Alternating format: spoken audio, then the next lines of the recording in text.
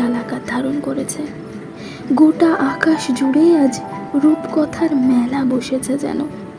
ওই উঁচু টাওয়ারটার উপরে ছোট্ট একটা ঘর দেখা যাচ্ছে, নিচে জলাভূমি। চাঁদের ছবিটা স্পষ্ট ফুটে উঠেছে জলের উপর। একটু পর পর ঝোড়ো বাতাস এসে চাঁদের ছবি খান খান করে দিয়ে সৌন্দর্য যেন আরও বাড়িয়ে দিচ্ছে। এপ্রিল মাস, একটু গরম পড়েছে আজকাল। এখন যখন তখন ঝোড়ো হাওয়া, প্রশান্তির। ওই যে টাওয়ারের উপরে ওই ঘরটাতে মিটমিট করে একটা আলো জ্বলছে, সম্ভবত মোমবাতি। ভি জ্বালিয়েছে। ও অপেক্ষা করছে আমার জন্য। আমাকে যেতে হবে। খাড়ায় সিঁড়ি বেয়ে অত উপরে ওঠা ঝুঁকি পড়ল, সাবধানে উঠতে হবে। তেতে তেতে। দাঁড়া, আসছি। ও আমাকে হাত ধরে তুলে নিল। তুই এসেছিস, কেউ দেখেনি তো? না। ঠিক আছে, আয়, চন্দ্রবিলাস করা যাক। মোমবাতিটা বরং নিভিয়ে দিই, বল? চাঁদের অপমান হচ্ছে। এ কি, তুই কাঁদছিস কেন? জানি না, আমার কাঁদতে ভালো লাগছে। সত্যি ভালো লাগছে? তাহলে আমিও কাঁদবো। তেতে, তুই না একেবারে। কি? কিছু না। ডিটেকটিভদের এত ইমোশনাল হলে চলে না। এখনই আমাদের অতিথিরা এসে পড়বে। না, পড়েছে, ওই দেখ। আমি উঠে যেয়ে ওর পাশে দাঁড়ালাম। ঝকঝকে চাঁদের আলোয় পরিষ্কার দেখা যাচ্ছে জলাভূমির ওপারে একজন লোক। লোক বলা ভুল হবে, বয়স আন্দাজ 28-29। হাত দুটো পেছনে বেঁধে পায়াচারি করছে, বোধহয় কারোর জন্য অপেক্ষা করছে। ভি বলল, মিস্টার, কি ফোন দিয়ে আছো তুমি? কিছুক্ষণের মধ্যেই আর একজনের আগমন ঘটল সেখানে। বোধহয় ভদ্রলোক এনার জন্যই অপেক্ষা করছিল।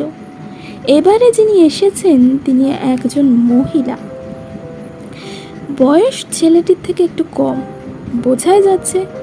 এত রাতে এত সুন্দর একটা পরিবেশে একটি ছেলে ও একটি মেয়ে কেন দেখা করে? জ্যোৎস্না মাখা গভীর রাত, জলাভূমির পাড়ে মুখোমুখি দাঁড়িয়ে একজোড়া প্রেমিক প্রেমিকা। ওদের মনের অনুভূতি বুঝতে পেরেই প্রকৃতি যেন তার রূপ উজাড় করে দিচ্ছে। বাতাস এসে মেয়েটির চুলগুলো নিয়ে খেলা শুরু করেছে। এই দৃশ্য দেখার মতো। এই সময়ে ভি বলল, ওয়াইন। এভাবে আর কতদিন ওয়াইন? কি কতদিন? আর দেরি করা ঠিক হবে না। কি, তুই কিসের কথা বলছিস? এবারে করে ফেলা উচিত। কি করার কথা বলছিস? বিয়ে করার কথা বলছি। মানে কি বলছিস তুই? তোর মনে হয় না জিন হিউংয়ের এবার বিয়ে করা উচিত? আমি দীর্ঘশ্বাস ছাড়লাম। তুই কি ভেবেছিস তোর বিয়ের কথা বলছি? তুই না। দেখ ওদেরকে, ওদের জায়গায় যদি জিন হিউং থাকতো কত সুন্দর হতো। আমি আজই ওনাকে বিয়ের জন্য রাজি করাবো। বয়স তো কম হলো না। হ্যাঁ, তুই যে শুধু এটা বল যে তোমার বয়স হয়ে গিয়েছে, তারপর যে কি বজ্রপাত ঘটে তাই দেখিস। ওয়ার্ল্ড ওয়াইড হ্যান্ডসামের বয়স বাড়ে, এটা যদি উনি মেনে নেয় বিয়ে হবেই, কেউ আটকাতে পারবে না। আমরা দুজনে একসাথে হেসে উঠলাম। ভি আমাকে অনেক ভালো একটা ক্যামেরা কিনে দিয়েছিল। সন্দেহজনক কিছু মনে হলেই আমি যেন তার ছবি তুলে রাখি। আমি সঙ্গে করেই এনেছিলাম ওটা। এই দুইজন প্রেমিক প্রেমিকার ছবি তোলার লোভ সামলাতে পারলাম না। তাহলে এখন কি করব আমরা? এখন আর কিছু করার নেই, ওদেরকে একা থাকতে দিয়ে আমাদের যাওয়া উচিত। পরদিন সকালে ঘুম থেকে উঠতে না উঠতেই ভি বলল, চল, আমাদের যেতে হবে। নতুন কেস, তাই তো? সত্যি করে বল। ঠিক তাই। দেখলি কেমন ধরে ফেললাম? ডিটেকটিভের রক্ত বইছে আমার শরীরে। मैं यूं गई और यूं आई। একটু অপেক্ষা করুন জনাব। আজকাল নাটক তো খুব শিখেছিস।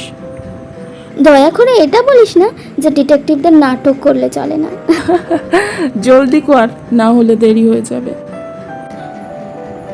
আমার জীবনের সমস্ত সুন্দর মুহূর্তগুলো বিয়ের বাইকের পেছনে বসেই কেটেছে। এবারেও তার ব্যতিক্রম হলো না। যেহেতু এটা এপ্রিল মাস, চারদিকে শুধু চেরি ফুলের সমাগম দেখা যাচ্ছে।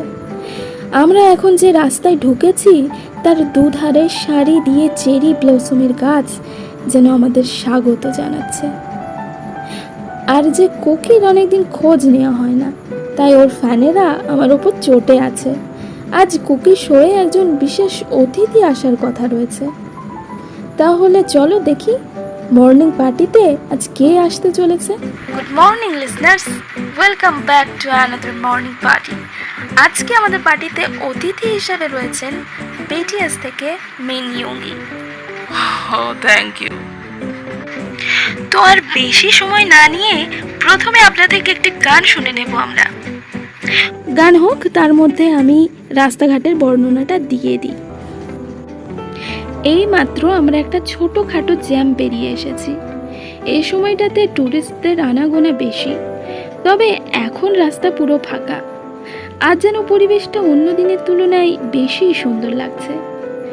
ভিড়ের সাথে থাকলে বোধহয় সব কিছুই এত বেশি সুন্দর হয়ে ওঠে, কি জানি। হালকা বাতাস উঠেছে, চেরি ফুলের ডালপালাগুলো দুলতে শুরু করেছে।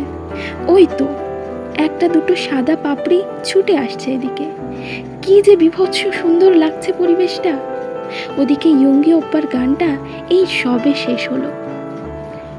ওয়াও, খুব সুন্দর, খুব সুন্দর। আচ্ছা মিস্টার ইয়ঙ্গি, শ্রোতাদের একটি প্রশ্ন যেটা প্রায় প্রত্যেকেই করেছে, যে আপনি এত সুন্দর গান, সুন্দর লিরিক্স, এগুলোর ইন্সপিরেশন আপনি কিভাবে পেয়েছেন? আর্মি আর্মি আমার ভালোবাসা, আমার অনুপ্রেরণা, আমার সব কিছু। I am the moon and army is my earth. আর্মিদের জন্য আপনি কি কিছু বলতে চান? I purple you army. Army, তোমরা শুনে নিয়েছো তোমাদের আনপাম্যান কি বলেছে। আপাতত ছোট্ট একটা বিরতি, তার উপরে মিস্টার ইয়ঙ্গির সাথে আরও গল্প আরও আড্ডা নিয়ে ফিরে আসছি। ততক্ষণে শুনতে থাকো, সঙ্গে থাকো morning party with RJ Cookie. ইতিমধ্যে আমরা এসে পড়েছি একটা বাড়ির সামনে। বাড়ি দেখে মনে হচ্ছে বুসানের সবচেয়ে ধনী ব্যক্তিদের মধ্যে কারো একজনের বাড়ি হবে। হঠাৎই ভেতর থেকে একজন দু হাত বাড়িয়ে এগিয়ে এলো। তেওগা মাই ফ্রেন্ড, ওয়েলকাম ওয়েলকাম। এই ভদ্রলোককে দেখে আমার অনেক চেনা চেনা মনে হলো, কিন্তু কোথায় দেখেছি মনে করতে পারছি না। হঠাৎই মনে হলো ইনি তো সেই লোকটা যাকে কাল রাতে আমরা জলাভূমির পাড়ে কোনো নারী মূর্তির সাথে দেখা করতে দেখেছি। ওদের দুজনের কথাবার্তা শুনে বুঝলাম এই ভদ্রলোকের আমন্ত্রণে আজ আমরা এখানে এসেছি। ভদ্রলোকের নাম থিওডর। সে এখন আমাদেরকে নিয়ে ঘুরে ঘুরে তার বাড়ি দেখাচ্ছে। ব্যবসার কারণে বাইরে থাকেন, টানা 4 বছর পর দেশে ফিরেছেন তিনি। তাই এতদিনের গল্পগুলো একটু বেশি জমা হয়েছে।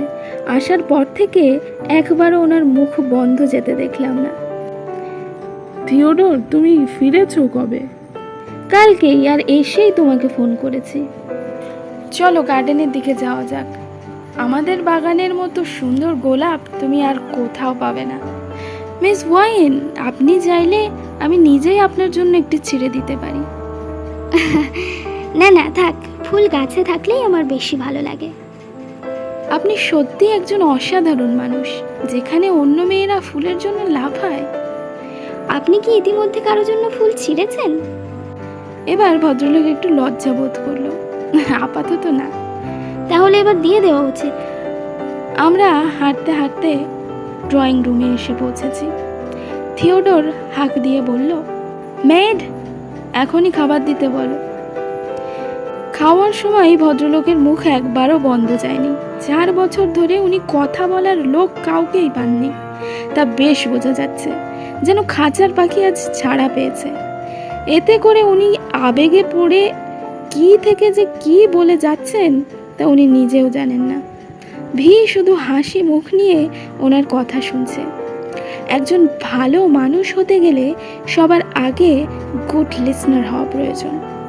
ভি এখন সেই কাজটাই করছে। মিস্টার থিওডোরের প্রতিটি কথা সে খুব আগ্রহ নিয়ে শুনছে।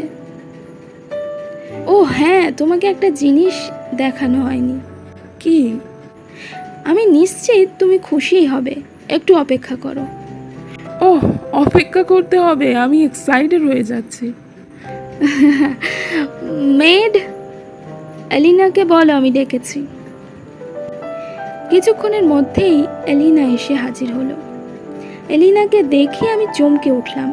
এটা তো সেই মেয়েটা যে কাল রাতে থিওডোরের সঙ্গে ছিল, কিন্তু তার থেকেও বেশি চমকে উঠলাম যখন জানলাম এলিনা থিওডোরের বড় ভাইয়ের ফিয়ন্সে। মানে হচ্ছেটা কি এসব? বিয়ের দিকে তাকিয়ে দেখলাম ও আমার দিকে ফিরে হাসছে। বুঝলাম এই ট্রায়াঙ্গেল প্রেমের ব্যাপারটা বুঝতে পেরেই সে হাসছে। আমার উডবি সিস্টার ইন ল তোমার অনেক বড় ফ্যান হয়ে গেছে দেওয়াং। ওর মুখে সব সময় শুধু তোমার বীরত্ব গাথা। থ্যাংক ইউ মিস এলিনা। এলিনার মুখে কোনো কথা নেই। ভিকে সামনাসামনি প্রথমবার দেখে তার জ্ঞান হারানোর উপক্রম হয়েছে। এই মেয়ের মতিগতি আমার ভালো ঠেকছে না। অলরেডি সে থিওডোর আর তার ভাইকে জালে ফাঁসিয়ে ফেলেছে, আর এখন ভিয়ের দিকে সে যে দৃষ্টিতে দেখছে তা মোটেও স্বাভাবিক নয়। মনে হচ্ছে এই মেয়ের চোখ দুটো আমি এখনই তুলে নিই। ভি আবার একটু মুচকি হাসি দিয়ে খাওয়ায় মন দিল। ওর হাসি দেখে সে যেন 440 ভোল্টের একটা ঝটকা খেলো, যে ঝটকা আমি প্রতিনিয়ত খেয়ে আসছি। না, আমি আর বেশিক্ষণ ভিকে এখানে রাখতে পারবো না। আমি আমার দাদাকে খুন করতে চাই দেওং।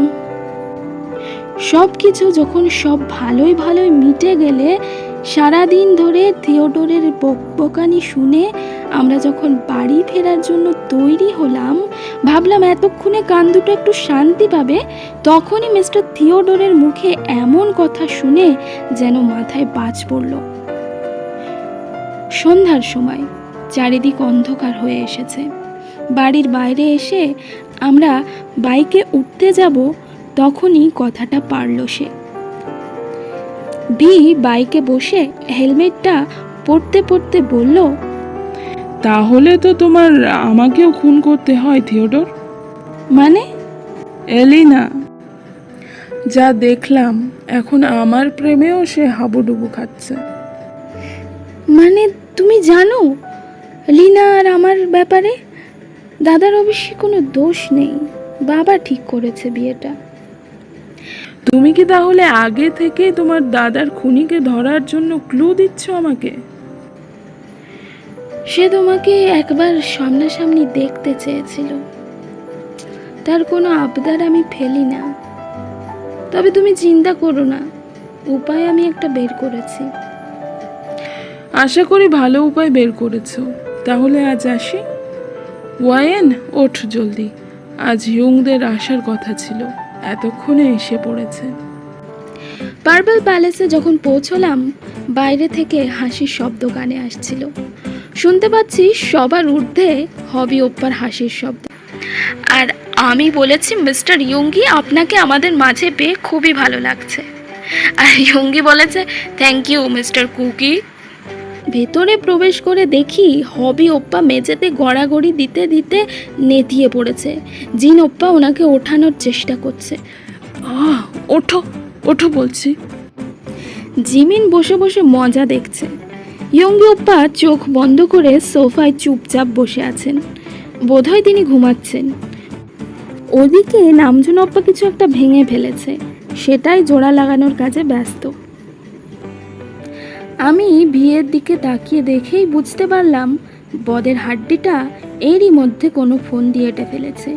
ওর ঠোঁটে দুষ্টুমির হাসি। হঠাৎই সে ইয়ঙ্গি ওপ্পার ওপর ঝাঁপিয়ে পড়ল। হিয়ং, সুগা হিয়ং, কতদিন পর তোমাকে দেখলাম হিয়ং। ওপ্পা একটা বিরক্তিসূচক শব্দ করে ভিকে সরিয়ে দিয়ে আবার ঘুমোনোয় মন দিল। কিন্তু ভি তো ভি, ও তার ঘুম না ভাঙিয়ে ছাড়বে না। জেকে আমাকে দেখে বলল, এই তো ওয়াইন এসে গেছে, আমার রেগুলার লিসনার। আজকের শো কেমন লাগলো? তোমার ভাগ্য ভালো, শো চলাকালীন উনি ঘুমিয়ে পড়েননি। তা সে আর বলতে, ব্রেকের ফাঁকে ফাঁকে তো তাই করেছে। হে আল্লাহ, বলো কি? সবাই বেডে যাওয়ার উপক্রম করছে, তখন ভি বলল, ওয়াইন চল, আমাদের কেসের সমাধান এখনো হয়নি। আর জিমিনা, তোকেও যেতে হবে। হ্যাঁ আমি তৈরি আছি। আমি বললাম, কোন কেসের কথা বলছিস তুই? আমাদের হাতে তো কোনো কেস নেই এখন। তুই এখনো বুঝিসনি? ত্রিকোণ প্রেমের কেসটার কথা বলছি। ও, তাহলে থিওডোর কি সত্যিই তার দাদাকে খুন করবে? ভি আমাদের নিয়ে গেল সেই জলাভূমির পাড়ে। এবারে আমরা আর টাওয়ারের উপর উঠলাম না, নিচেই যেখানে থিওডোর দাঁড়িয়েছিল তার একটু দূরে আড়াল হয়ে বসলাম। জিমিন একদিকে, অন্যদিকে আমি আর ভি। অনেকক্ষণ হয়ে যাচ্ছে, কারো দেখা নেই। আমরা যেটা অনুমান করেছি তা নাও হতে পারে। সে যদি তার দাদাকে খুনই করবে, তাহলে সে আগে থেকে কাউকে বলবে কেন? একটা পায়ের শব্দ শোনা যাচ্ছে, কেউ এদিকেই আসছে। ভি বলল, এসো মিস্টার থিওডোর, এসো। থিওডোর এসে দাঁড়ালো। আজ তাকে বেশি উত্তেজিত দেখাচ্ছে, অস্থির হয়ে পায়চারি করছে। আবার অন্য একটি পায়ের শব্দ শোনা গেল। কে এটা? থিওডোরের দাদা? না, এটা তো এলিনা। আমরা যা অনুমান করেছি তা মোটেও ঘটছে না। এলিনার তো এখানে আসার কথা নয়। তবে কি তারা দুজন মিলে খুনটা করবে? কিন্তু যাকে খুন করা হবে সে কোথায়? থিওডোর বলল, লিনা, ওকে তোমার এত ভালো লাগে? এলিনা চুপ। তাহলে কথা বললে না কেন? বোবা হয়ে গিয়েছিলে কেন তখন? সে চুপ, কোনো উত্তর নেই। বুঝলাম ভিয়ের ব্যাপারে কথা হচ্ছে। এলিনা কাঁদছে। থিওডোর এলিনার পিছনে যেয়ে দাঁড়ালো, তারপর পিছন দিক দিয়ে ওকে জড়িয়ে ধরলো। লিনা আরো জোরে কেঁদে উঠল। আমার ভালোবাসায় কোথায় কমতি ছিল বলো? 4 বছর তোমার জন্য অপেক্ষা করেছি আমি, আর বাবা তোমাকে দাদার জন্য ঠিক করলো, আর তুমি রাজি হয়ে গেলে। ভাবলাম ভয়ে রাজি হয়েছো, দাদাকে সবটা জানালে সে বুঝবে, কিন্তু তুমি তা হতে দিলে না লিনা। তুমি কল্পনায় ভেসে গেলে। হাস্যকর, যাকে কখনো দেখোনি তাকে ভালোবাসলে, আর আমাদের এতদিনের ভালোবাসা সব মিথ্যা হয়ে গেল। কি আছে ওই ডিটেকটিভ ভিয়ের মধ্যে যে আমার নেই? সে কখনোই তোমার হবে না। আমি জানি। তাহলে কেন? হাস্যকর লিনা, হাস্যকর। আমি কি ঠিক করেছি জানো? বেঁচে থেকে তোমার এই ন্যাকামো দেখার চেয়ে মরে যাওয়া অনেক ভালো লিনা। বলেই থিওডোর পকেট থেকে কিছু একটা বার করেই লিনার গলায় বসিয়ে দিল এক টান। সঙ্গে সঙ্গে লিনা মাটিতে লুটিয়ে পড়ল, রক্তের স্রোত বয়ে যাচ্ছে। মিস্টার থিওডোরের হাতের ছোড়া থেকে টপ টপ করে রক্ত পড়ছে। থিওডোর চিৎকার করে কাঁদতে কাঁদতে সেখানেই হাঁটু গেড়ে বসে পড়ল। ভি বলে উঠল, আহ, এটা কি করলে থিওডোর, এটা কি করলে? বলে ভি দৌড় দিল, সেই সঙ্গে আমি ও জিমিনকে পুলিশের পোশাকে দেখে থিওডোর হাসতে শুরু করলো। কিছু যেন জয় করে ফেলেছে সে। তা তুমি এই উপায় বার করেছো থিওডোর? কেন করলে এটা? কেন, তুমিও কি তাকে ভালোবেসে ফেলেছ নাকি? কি বলছো তুমি এসব? এখন আর কিছু করার নেই। তুমি তাকে পাবে না, সেও তোমাকে পাবে না, দাদাও পাবে না। অনেক শান্তি লাগছে দেও, অনেক শান্তি লাগছে। এর জন্য তোমাকে শাস্তি পেতে হবে। ইন্সপেক্টর জিমিন তোমাকে গ্রেপ্তার করবে এখন। থিওডোর হঠাৎই কাশতে শুরু করলো। কাশির মধ্যে সে হাসি থামালো না। এ কি, তার মুখ দিয়ে রক্ত বেরোচ্ছে কেন? ভি বসে পড়ে থিওডোরকে ধরলো। কি করেছো তুমি এটা? না থিওডোর, কেন করলে? সে আগে থেকেই বিষ খেয়ে এসেছিল। এতক্ষণ পরে বিষ তার কাজ শুরু করেছে। থিওডোর হাসতে হাসতে মৃত্যুবরণ করছে। কয়েক সেকেন্ডের মধ্যেই থিওডোরের দেহ প্রাণহীন হয়ে গেল। এবারের কেসটাতে ভি সফল হতে পারল না। কে জানতো থিওডোর তার ভালোবাসার মানুষকে এভাবে শেষ করবে? সে যদি তাকে এতই ভালোবাসতো তাহলে কেন তাকে মারলো? আর নিজেও কেন মরল? জীবন যুদ্ধে এভাবে হার মানল সে? না সে লীনাকে সত্যিকারের ভালোবেসেছিল, আর না সে কখনো নিজেকে ভালোবাসতো। অন্যের জীবন নিয়েও যতটা অপরাধের, নিজের জীবন শেষ করাটাও ততটাই অপরাধের। আত্মহত্যা কখনোই সমস্যার সমাধান হতে পারে না। জীবনে যত কষ্টই আসুক না কেন, আমরা কখনোই নিজেকে শেষ করব না, বরং নিজেকে ভালোবেসে সমস্ত প্রতিকূলতা থেকে নিজেকে রক্ষা করব।